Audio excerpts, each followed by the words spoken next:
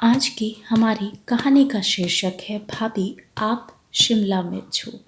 तो चलिए शुरू करते हैं हमारी आज की कहानी। नीति ने कभी सोचा भी नहीं था कि अपने स्कूल और कॉलेज में जितनी तारीफ़ें वो बटोरती है वो आज मिली तारीफ़ के आगे फीकी पड़ जाएगी। नीति और रोहन एक ही कॉलेज में पढ़ते थे और दोनों को एक दूसरे से प्यार हो गया। प्यार होना और फिर शादी होने में जो फासला तय करना होता है वो इतना आसान नहीं होता। रोहन एक बहुत अच्छे परिवार से था और वहीं नीति एक मिडिल क्लास फैमिली से थी। नीति की माँ को सब पता था उन दोनों के बारे में, लेकिन नीति का भाई शादी के लिए बिल्कुल तैयार नहीं था। रोहन के अमीर होने वाली बात सोचते ही नीति का भाई डर जाता था, क्योंकि उसने आसपास गरीब लड़कियों के घर उजड़ते हुए देखे थे। एक दिन ऐसा आया कि नीति के भाई ने शादी के लिए हामी भर दी, क्योंकि वो अपनी बहन के प्यार के खातिर और रोहन के अच्छे व्यवहार को देखते हुए उनके प्यार के आगे झुक गया। शादी हो गई, लेकिन नीति की सास शुरू से ही उससे खुश नहीं थी। नीति सिर्फ घर में रोहन की पसंद बनकर रह गई थी। घर के काम बहुत अच्छे से करने के बावजूद भी नीति कभी भी अपनी सास को संतुष्ट नहीं कर पाई। नीति को एक बेटा हुआ और उस दिन पहली बार नीति को लगा कि शायद अब उसकी सासू माँ खुश है। घर में सब उस नन्ही सी जान के आसपास घूमते रहते, क्योंकि कहते हैं ना, मूल से प्याज ज़्यादा प्यारा होता है। नीति ने अपनी नौकरी दोबारा से ज्वाइन कर ली और वो घर का काम और ऑफिस का काम बखूबी संभालने लगी। धीरे धीरे वक्त बीतता गया और उसके देवर की शादी का वक्त आ गया।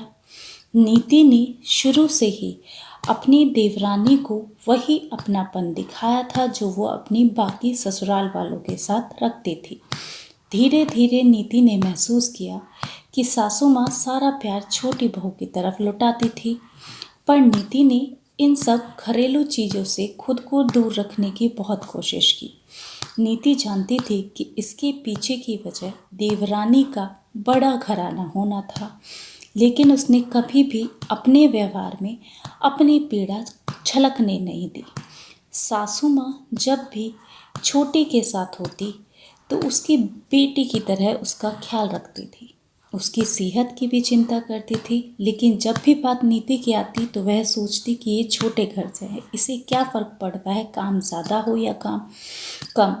रोहन सब कुछ चुपचाप देखता और समझता था, लेकिन कुछ बोलता नहीं था।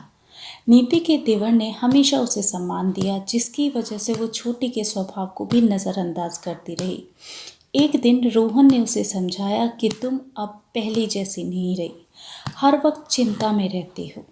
अगर तुम्हें कोई बात बुरी लगती है तो उसे बोल दो, जिससे सामने वाले की दोबारा कुछ करने की हिम्मत ना हो, या फिर जैसा चल रहा है उसे स्वीकार कर लो और अपनी ज़िंदगी पर ध्यान दो। नीति ने उस रात बहुत सोचा और फैसला लिया कि ज़बान चलाने का कोई फ़ायदा नहीं, पांचों उंगलियां एक समान नहीं हो सकती। उसने फैसला लिया कि ज़्यादा इमोशनल होने का कोई फ़ायदा नहीं है। नीति ने अगले ही दिन से अपना रवैया पूरे परिवार की तरफ बदल दिया। उसने उन लोगों की परवाह करना छोड़ दिया जिन्हें उसके होने या ना होने से कोई फर्क नहीं पड़ता था। नीति की एक ननद थी शिल्पा, जो बच्चों की छुट्टियों की वजह से घर रहने आई थी। शिल्पा ने सबको बहुत दिनों तक देखा और कुछ दिनों बाद नीति को कहा, भाभी चलो सैर करके आते हैं। नीति ने फटाफट काम निपटाया और दोनों ननद भाभी चल पड़ी सैर करने के लिए। रास्ते में शिल्पा ने भाभी से कहा, भाभी मैं सब जानती हूँ कि इस घर में क्या हो रहा है, लेकिन आपको एक बात बोलना चाहती हूँ कि आप एक शिमला मिर्च हो।